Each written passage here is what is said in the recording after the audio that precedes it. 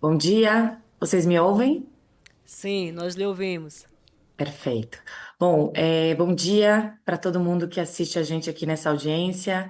Em nome da deputada Socorro Neri e do deputado Moses, eu cumprimento os demais deputados, autoridades, além dos colegas presentes aqui nessa mesa.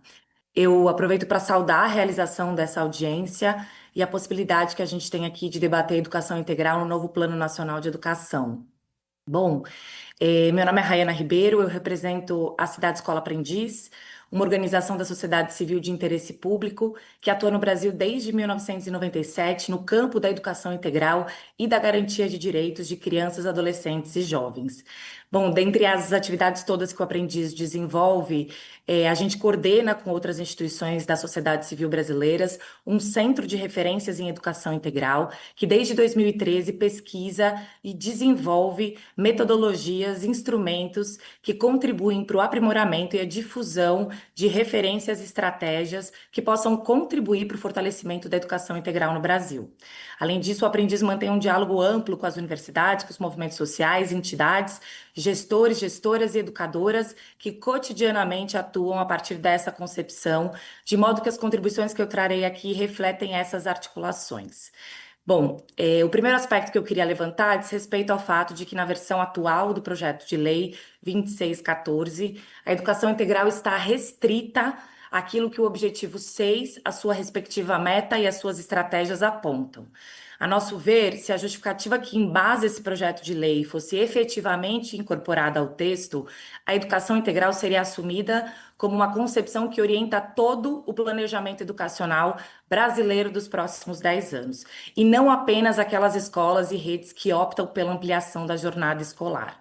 Nesse sentido, a gente propõe que a educação integral de qualidade seja ofertada a todos e a todas as estudantes, a partir de propostas pedagógicas que estejam orientadas para aquilo que a nossa Constituição Federal preconiza explicitamente acerca das finalidades da educação, que é o pleno desenvolvimento dos sujeitos, a qualificação para o trabalho e o preparo para o exercício da cidadania. Tudo isso independentemente de quanto dure a jornada escolar.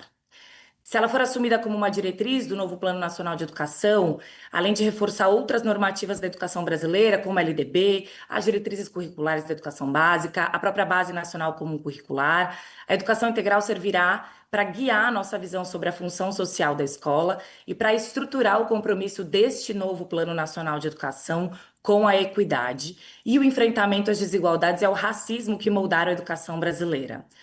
Se essa for realmente uma prioridade deste PNE, como outras audiências e o debate em torno desse dispositivo tem apontado,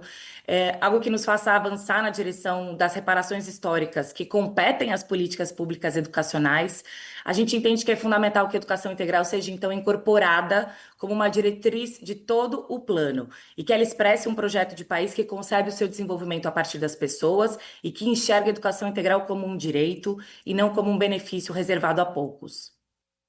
O segundo aspecto, voltado aí sim ao objetivo 6, é que a sua meta, acho que como já foi dito aqui anteriormente, ela reflita uma ampliação planejada, com responsabilidade pública e investimento adequado. E que a gente possa realizar diagnósticos que revelem onde estão as maiores desigualdades, as taxas mais altas de abandono, de reprovação e violações de direito, para que a gente possa agir com bastante intencionalidade, priorizando escolas que enfrentam os maiores desafios estruturais, sem estigmatizá-las, mas fortalecendo o compromisso com a transformação dessas realidades, em especial entre os territórios e populações historicamente negligenciados pelas políticas educacionais, como são os territórios e as populações negras e negros, indígenas, quilombolas, as pessoas com deficiência, do campo, das periferias, além dos povos e comunidades tradicionais.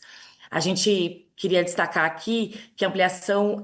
da educação integral em tempo integral ela não pode inviabilizar a oferta noturna e da educação de jovens e adultos. Acho que todo mundo acompanhou recentemente a divulgação do indicador de alfabetismo funcional e a gente ainda tem aí cerca de um terço da nossa população de 15 a 64 anos considerada analfabeta funcional e seria uma tragédia que a gente produzisse esse tipo de troca. Um terceiro ponto diz respeito ao que a gente pode ver expresso ali na estratégia 6.3, onde o texto refere-se à otimização do tempo na escola. A gente acha que é fundamental que esse texto dê ênfase à promoção da educação integral em tempo integral, em turno único, rompendo com a fragmentação do chamado turno e contraturno e garantindo a integração entre os diferentes espaços, as instituições sociais e os tempos educativos, de modo que as experiências e as interações dos estudantes sejam diversificadas e estejam aí de fato orientadas para o desenvolvimento das dimensões cognitivas, físicas, sociais, culturais, emocionais e políticas dos estudantes. Bom, para que isso se materialize, a gente entende que esse plano precisa apontar a intersetorialidade como uma estratégia que apoia as escolas e as redes, tanto na ampliação das oportunidades educativas, articulando os saberes, as artes, as ciências, os esportes, as culturas, o meio ambiente, a tecnologia, os direitos humanos, quanto nas condições que fortalecem as trajetórias escolares dos estudantes, a partir do sistema de garantia de direitos e das redes de promoção e defesa da criança e do adolescente de cada território. A gente viu que a pandemia de Covid confirmou algo que é sabido há muito tempo, que a escola pública brasileira ela serve de porta de entrada para os demais direitos sociais, né? O que torna urgente a articulação das políticas educacionais às políticas de saúde, assistência, segurança pública, segurança alimentar, moradia, transporte, entre outras. De modo que a escola atue de forma protetiva para crianças, adolescentes e jovens e suas famílias por consequência. Um quarto aspecto, e que poderia ser adicionado ao texto do projeto de lei, diz respeito à autonomia das escolas na construção de projetos políticos pedagógicos que dialoguem com esses territórios de forma contextualizada e participativa, e que reconheçam as muitas formas, os muitos modos de ser escola, principalmente nas unidades escolares indígenas do campo, quilombolas e que atendem outros povos e comunidades tradicionais. Uma apuração recente do último censo divulgado revela uma ampliação importante, exponencial nas matrículas de tempo estendido para essas comunidades, e é por isso que a gente chama atenção para o fato de que o PNE deveria afirmar a obrigatoriedade de consultas amplas e informadas a essas comunidades, respeitando o direito à autodeterminação dos povos em conformidade com a Convenção 169 da OIT. Bom, ainda sobre essa questão, a gente defende que o PNE precisaria fortalecer a autonomia financeira das escolas via programa Dinheiro Direto na escola, concomitantemente à transferência dos recursos para os entes federativos. Outro aspecto fundamental para que a educação integral se efetive no país nos próximos 10 anos é que o compromisso com a valorização dos profissionais da educação seja reforçado, né? Isso significa que a gente tenha que garantir condições de trabalho adequadas, os salários justos e o tempo para a formação e o planejamento pedagógico assegurados no cotidiano desses profissionais. Para a educação integral, os professores e esses diferentes agentes, eles não são apenas executores de programas de educação integral, né? Então, a formação inicial e a formação continuada, elas vão precisar incorporar os temas que dão sustentação a essas práticas pedagógicas e também é essencial que a gente possa reconhecer e valorizar os profissionais não docentes, que são muitas vezes invisibilizados, mas que têm um papel determinante na criação de uma escola acolhedora, democrática e que esteja aí alinhada e conectada com o território. A gente queria alertar para um cuidado que esse texto deveria assumir ao referenciar o direito à aprendizagem no lugar de referenciar o direito à educação. Acho que uma vez que a educação integral ela se refere a uma formação voltada ao pleno desenvolvimento da pessoa e é reconhecida como um direito social fundamental, a gente entende que é ela quem deve figurar no objetivo 6 e não o direito à aprendizagem, muitas vezes, né, ligado aí só a processos cognitivos individuais ou mesmo a aquisição de determinados. Bom, por fim, a gente entende que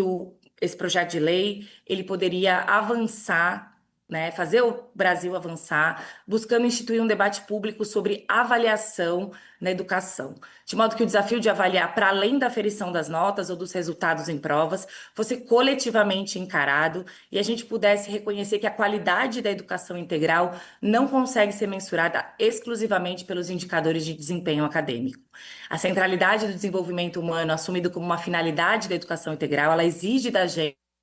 abordagem avaliativa que considere tudo aquilo que é constitutivo dessa concepção: a equidade, a participação, os vínculos, a integração com múltiplas linguagens, os saberes, o clima escolar, a articulação intersetorial, as parcerias, a colaboração, a redução da violência, o engajamento socioambiental, e que a gente e que reconheça as escolas como produtoras de conhecimento, fortalecendo as suas experiências de avaliação de modo a inspirar e apoiar toda a rede. A gente sabe que essa certamente não é uma tarefa simples e nem resolvida ainda pelo Brasil, mas a gente avalia que ela poderia avançar nos próximos 10 anos se o PNE assumisse uma revisão dos indicadores, dos instrumentos e dos parâmetros existentes hoje e produzindo alternativas significativas para as escolas e para as redes. Eu queria agradecer novamente a oportunidade e me colocar à disposição dessa comissão para os eventuais esclarecimentos e para a discussão que se segue. Obrigada.